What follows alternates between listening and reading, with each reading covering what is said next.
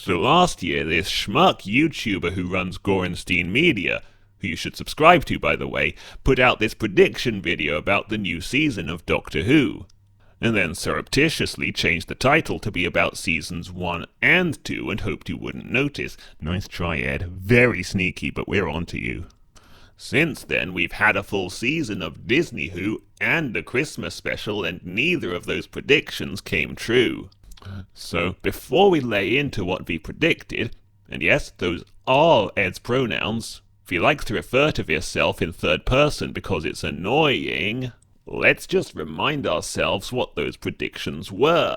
So, the Doctor and his current companion were going to forego preserving the timeline and start changing history as they see fit to right whatever social justice wrongs the writer desires.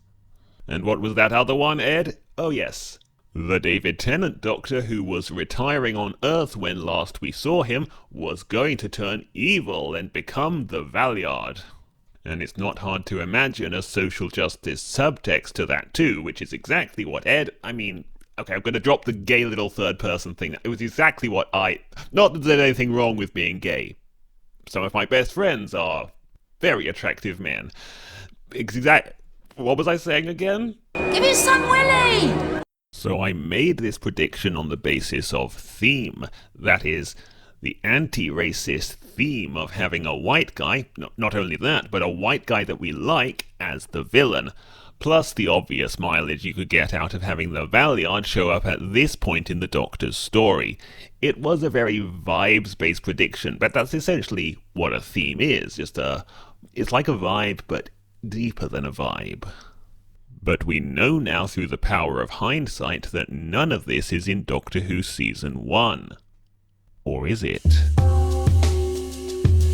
If you've been following almost any of the Doctor Who production news, you'd know that Seasons 1 and 2 were filmed at the same time, but with only 8 episodes in Season 1, 7 in Season 2, their combined length is comparable to a standard Doctor Who season, but split into 2 and marketed as 2 different seasons.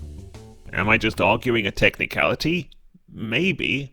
But it's also the case that Russell would have had to be writing Season 2 at the same time that he was doing all this bi-generation crap. So it's more than possible that he would have known where these events were going to end up 2 seasons from now when he wrote them into the anniversary specials. It's even quite possible that the order of episodes changed during production. I myself have a theory about that, and it involves license plates. So, is it still possible for my predictions to come true during Season 2, but really the second half of Season 1? Kind of the wrong question to ask, since anything is technically possible in Doctor Who, but is it likely to happen in Season 2, but really Season 1? And to that I'd actually say, no. I don't think my predictions are going to come true, even with a second swing at the proverbial bat. And the reason I think that is because we would have seen at least some kind of setup to these ideas in Season 1, some kind of thematic reference to the idea of changing time for the better. The only time the timeline is altered, as far as I can recall, is when the obvious villain changes it for the worse by removing music. And there was, did the timeline technically change in The Legend of Ruby Sunday? And 73 yards. 73 yards, because in that one, Ruby does actually alter the timeline to remove a tyrant from power. It's not given quite as much story significance as altering the Earth's past, but we are told by the Doctor that this is an established event in history, and I don't think the Doctor's established version of events has this Welsh fascist... Sorry, the idea that a Welshman can be a fascist. I don't think the Doctor's established version of events has him being removed from power. I don't think the Doctor's established version of events has him being ousted from power on day 1. Okay, so I'm actually starting to think I might have been onto something. Ruby does change history for the better. Okay then, before I get too big-headed, what about my other prediction? we've had no clear signs that someone like the Valeyard was going to show up. If anything, all of the foreshadowing about someone connected to the Doctor's history might have been signs of it, but instead, we got this dumbass dog.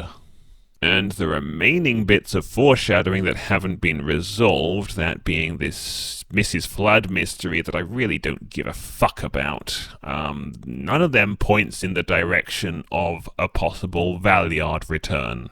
The David Tennant Doctor has been mentioned once in passing, and that was really just to reintroduce Rose 2.0. So I don't think this prediction's coming true. In a different reality, I might be talking about the possibility of it happening in season 3, 4, and beyond, but it's a moot point as I don't think those seasons are ever going to be made. Which brings me on to my one solid prediction for season 2. Consolidated viewing figures will drop below 3 million. That's not even half a Holocaust. But if this video has taught us anything, I am often wrong when making predictions. It could just be that Doctor Who's greatest days are ahead of it, that it recovers from its Season 1 nadir and ascends to even greater heights than Voyage of the Damned. I'd be happy whatever the outcome, because I've learned to both love and hate this series, and you should too. Love with one heart, hate with the other. I'll see you in the next video. This was just a quick one. Bye-bye. I don't ever slow up, no I don't take shit. I got no love for the fakeness. If you wanna play tough and wanna hate